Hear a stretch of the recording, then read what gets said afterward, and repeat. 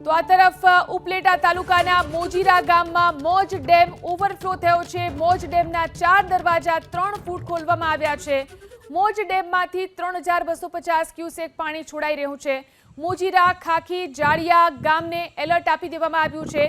ગઢાળા, નવાપરા, સેવંતરા, કેરાળા ગામના લોકોને પણ સાવચેત કરાયા છે।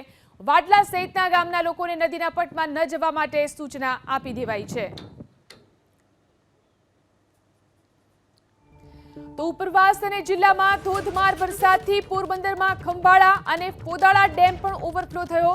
બંને ડેમમાં ઓવરફ્લો થતા 27 ગામના લોકોને એલર્ટ કરી દેવાયા છે। ખંભાળા, રામગઢ, પીપળિયા, દોલરગઢ, અણિયારી, ભોદ, બિલેશ્વર, હનુમાનગઢ સહિતના ગ્રામ્ય વિસ્તારમાં લોકોને સાવચેત રહેવા અને નદીના પટમાં અવરજવર ન કરવા માટે સૂચના અપાઈ છે।